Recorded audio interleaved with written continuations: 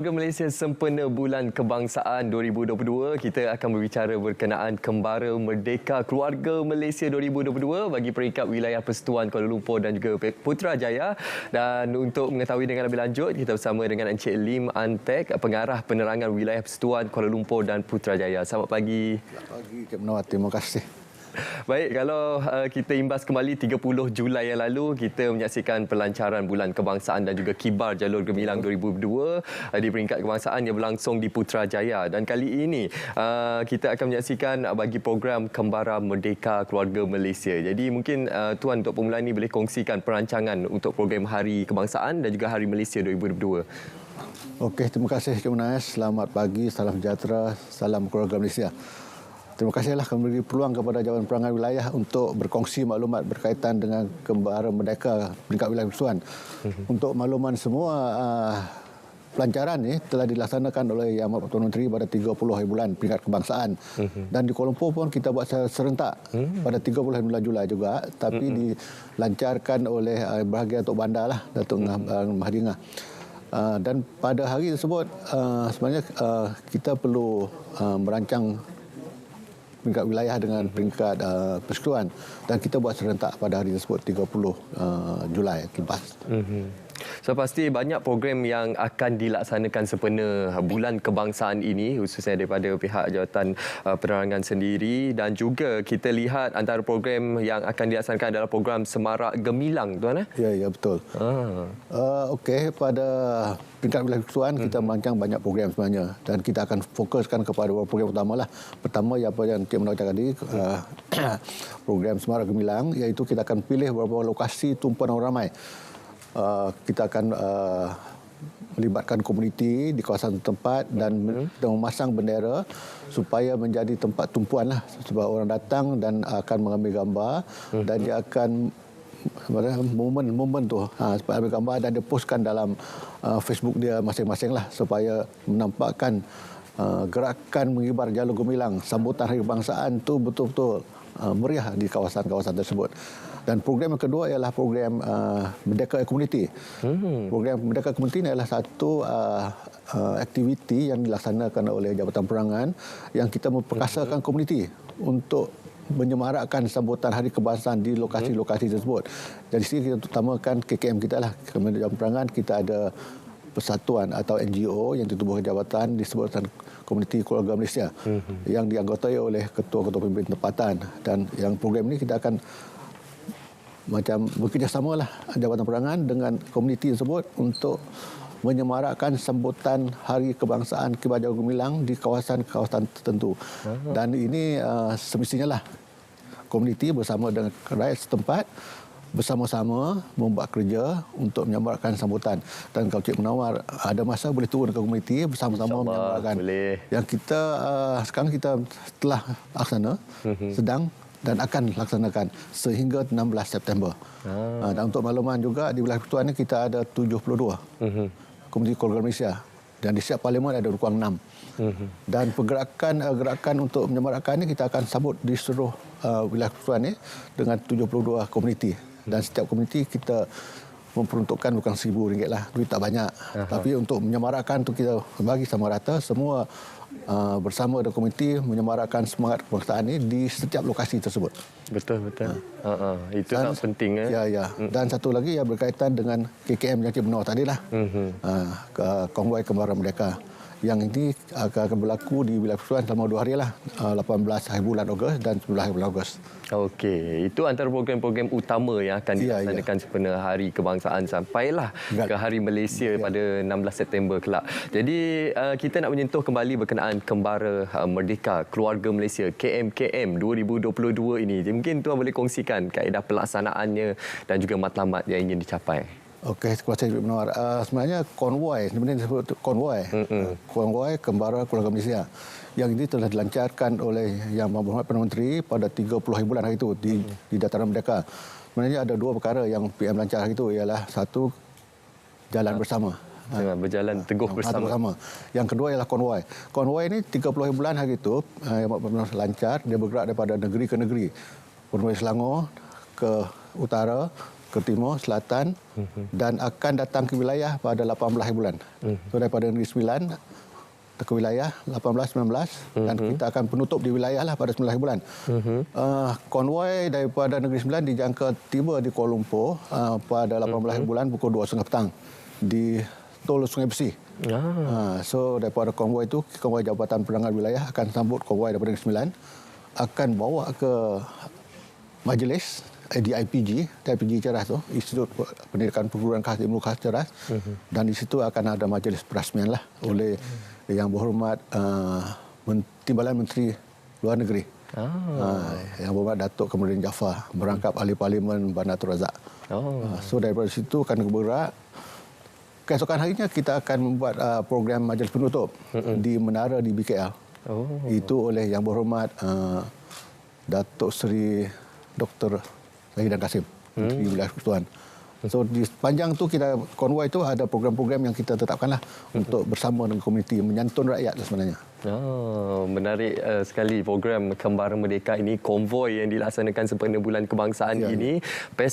Dia pass button dari negeri ke negeri dalam usaha untuk kita menyemarakkan semangat cintakan kepada negara. Jadi mungkin tuan boleh kongsikan juga siapakah antara agensi-agensi yang terlibat untuk menjayakan program Kembara ataupun konvoi Kembara Merdeka ini. Okey. Konvoi Kembara ni kita melibatkan kebanyakan, wajibnya ialah agensi di bawah KCOM.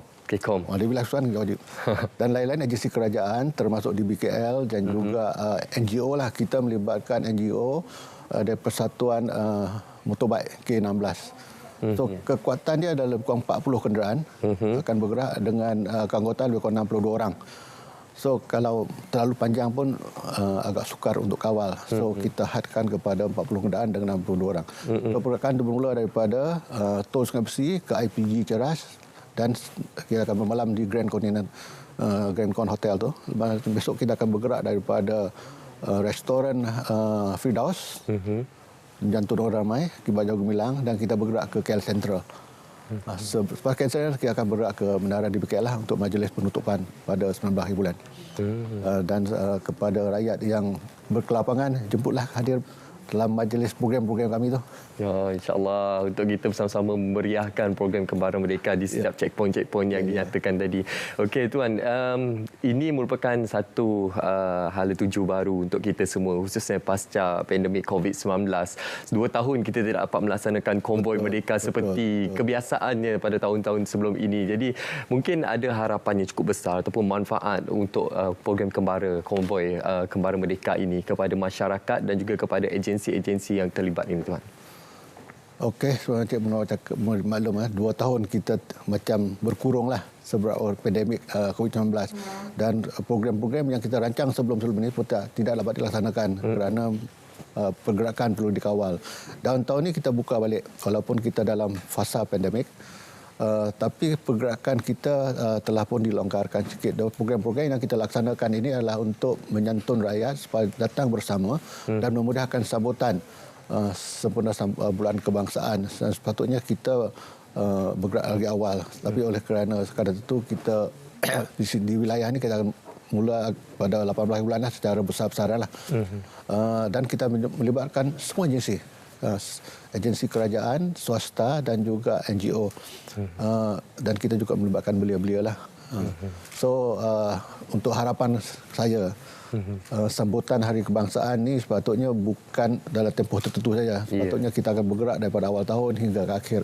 Kerana semangat kebangsaan, cintakan negara ini perlu dididik daripada awal sehingga akhir dan disemai dalam diri kita sebagai satu warga negara yang berjati diri yang tinggi. So yang itulah yang kita perlu didik rakyat Malaysia untuk menjadi satu warga negara yang tinggi jati diri, mempertahankan kedaulatan negara. Betul tu, saya sangat setuju dengan pernyataan daripada tuan. Dan tuan, selain daripada program-program tunjang seperti yang tuan nyatakan tadi, apa lagi antara aktiviti-aktiviti yang turut dilaksanakan oleh Jabatan Penerangan khususnya untuk masyarakat di luar sana untuk kita mengetengahkan lagi semangat patriotisme? Mungkin ada pertandingan-pertandingan yang boleh disertai oleh masyarakat di luar sana tuan. Okey, sebenarnya selain daripada aktiviti yang kita buat secara fizikal di lapangan, banyak lagi aktiviti pertandingan yang dilaksanakan oleh Jabatan Penerangan. Antaranya yang sedang kami bawa lepas ialah pengisahan. Kita melibatkan murid-murid sekolah IPTA mengisahkan tentang tokoh-tokoh yang itu kita telah laksanakan, tapi di negeri lain masih berjalan. Pertandingan sembara sajak, membaca sajak, pertandingan klik foto. Rakyat yang minat untuk klik foto boleh ambil gambar dan hantar ke portal di Merdeka 360. Dan banyak lagi program-program boleh siapa yang berminat pertandingan-pertandingan yang dianjurkan oleh Jabatan Penerangan masuk dalam portal 360 boleh rujuk ke situ. Ada lebih kurang 8 aktiviti pertandingan yang sedang berlangsung sehingga bulan September ini. Kalau Cik Munawar pun boleh masuk. Klik foto tu bagus tu. So itulah gambar-gambar yang kita ambil semasa kita meraihkan kebangsaan dan post kat situ dan mungkin akan jadi sejarah satu hari nantilah. Okey, sudah pasti dalam semangat bulan kebangsaan ini juga seperti yang Tuan nyatakan, program Merdeka Aid Community Keluarga Malaysia bertujuan untuk kita menggalakkan masyarakat ataupun komuniti untuk mengibarkan jalur gemilang bukan sahaja di kenderaan-kenderaan, malah juga di premis kediaman dan juga premis perniagaan. Betul. Jadi bagaimana setakat hari ini 16 Ogos, berapa hari saja lagi kita akan menjengah ke 31 Ogos. Jadi sambutannya bagaimana sekarang ini di Kuala Lumpur dan Putrajaya? Ini secara jujur ya, pihak berkuasa tempatan di BKL pun telah memasang bendera. Kalau tengok sepanjang jalan tu penuh dengan bendera, termasuk juga LED di jalan-jalan yang jalan utama telah dimasukkan semuanya. Tapi kibar jalur gemilang di premis-premis ni masih berkurangan. Saya rasa perlu lagi pendidikan yang lebih insentif lah kepada rakyat supaya tahap perubahan tu lebih meningkat. Sekarang ni kalau nak beli bendera bukannya susah. Masuk dalam online boleh dapat. Cumanya mungkin dalam keadaan sekarang mungkin bila permintaan banyak bendera dah kurang. Itu je satu kemungkinan.